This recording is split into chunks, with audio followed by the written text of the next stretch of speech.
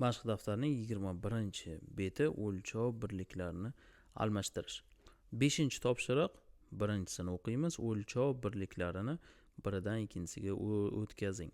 Demak, A ga e'tibor beramiz. Bu yerda 82 metr biz metrdan santimetrga o'tkazishimiz kerak. Buning uchun qanday amalni bajaramiz? 82 metrni biz 100 ga ko'paytirsak, bu 82 va ko'paytirilgan 100 santimetr bo'ladi.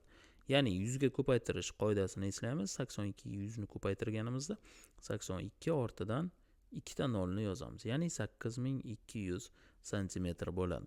Va ushbu natijani biz mana bu yerga yozib qo'yamiz. 8200 santimetr bo'lar ekan.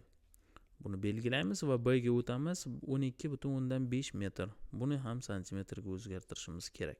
Buning uchun biz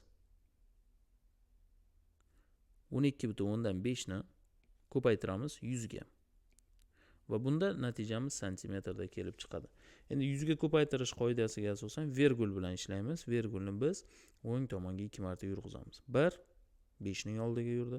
Ikkinchisida 5 dan keyin 0 ni qo'yib, 0 ortidan qo'yamiz. Ya'ni 12 5 0. Ya'ni 1250 bo'ladi bu.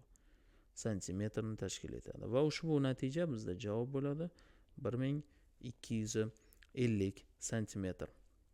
Buni ham belgilab olamiz. Keyingisiga o'tamiz, ya'ni C variantiga.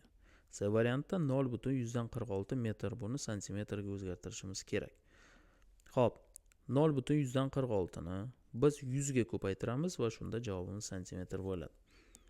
Va vergulni biz o'ng tomonga 2 marta yurg'izamiz. 100 ga ko'paytirganda 1 2 demak 46 natija kelib chiqadi. 46 santimetr. Va bu bizning javobimiz 46 deb belgilaymiz. Va D variantini ko'ramiz. 13,5 kilometr. Buni metrga o'tkazishimiz kerak. Endi bizda 1 kilometr 1000 metr bo'lganligi uchun biz 13,5 ni 13,5 ni biz 1000 ga ko'paytiramiz. Va shunda metr kelib chiqadi. Endi e'tibor beramiz. 1000 ga ko'paytirganda biz vergulni o'ng tomonga 3 marta yurg'izamiz. 1 yurg'izamiz 5 oldiga tushadi va 2 3 yurg'izganimizda 5 davomidan yana 2 ta nolni yozib qo'yamiz. 1 3 5 va 5 ortidan yana 2 ta nol. Ya'ni 13500 metr bo'ladi. Va bu bizning javobimiz 13500. Buni belgilaymiz. I variantini ko'ramiz. 1,196 kilometr. Buni metrga o'tkazishimiz kerak. Buning uchun 1,196 ni biz 1000 ga ko'paytiramiz. Chunki 1 kilometr 1000 metrga teng. Va bunda vergul ustida amallarni amalga oshiramiz. Ya'ni vergul birdan keyin buni o'ng tomonga 3 marta yurg'izamiz. 1 yurg'izdik, 2 yurg'izdik, 6 ga oldiga keldi. Uchinchisida demak 6 davomida yana bitta nolni yozib qo'yamiz. 1960. Bu metrda bo'ladi. Ya'ni 1960 bo'ladi. 1960 metr. F variantiga keldik. 10,106 kilometr. Buni metrda yozish kerak. Kilometrdan metrga o'tkazish uchun biz 1000 ga ko'paytiramiz. 10,06 ko'paytirilgan 1000.